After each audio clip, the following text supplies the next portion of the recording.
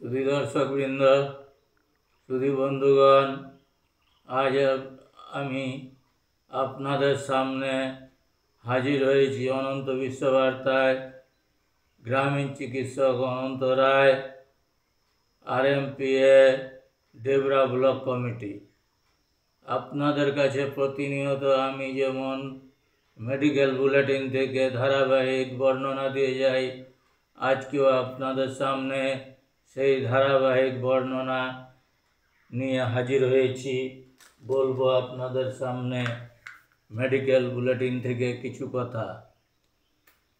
পৃথিবীর দেশে দেশে যখন একের পর এক ক্ষতিকর ঔষধগুলি নিষিদ্ধ করা হচ্ছে, তখন ভারতবর্ষে তা সোৎসাহে ব্যবহার করতে দেওয়া হচ্ছে।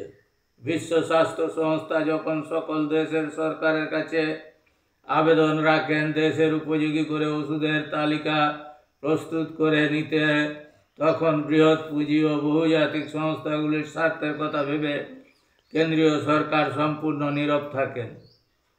অথচ কেন্দ্রীয় সরকার ইচ্ছা করলেই তা অনায়াসে প্রণয়ন করতে পারেন, কিন্তু মানুষের জীবন নিয়ে মরণ খেলা চলছে ভারতবর্ষে।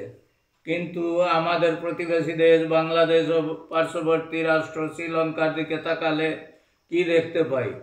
সেখানে বিশ্ব স্বাস্থ্য সংস্থার আবেদনে সাড়া দিয়ে সে দেশের সরকার 176টি ওষুধের একটি তালিকা প্রস্তুত করেছেন। এই 176টি ওষুধের মধ্যে যাবতীয় রোগ নির্মূল করা সম্ভব হবে এবং এর বাইরে কোনো ওষুধের উৎপাদন বা বিক্রি করা যাবে না।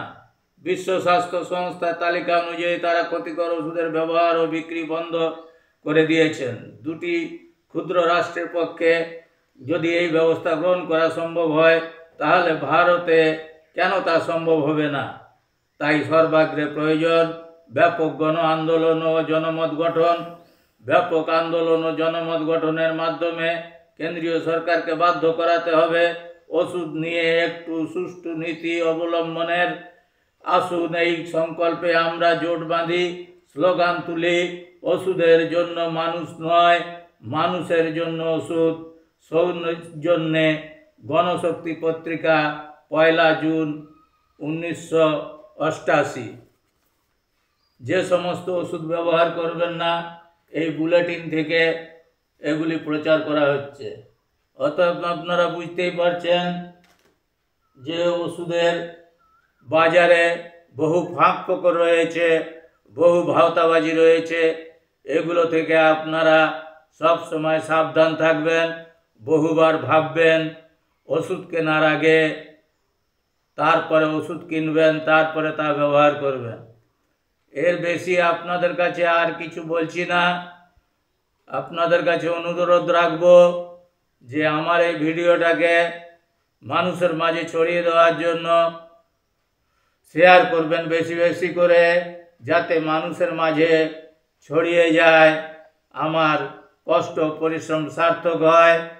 আর আপনারা সাবস্ক্রাইব করবেন যাতে আপনাদের সামনে ভিডিওটা প্রথমেই পৌঁছে যায়। এর বেশি আর কিছু বলছি না।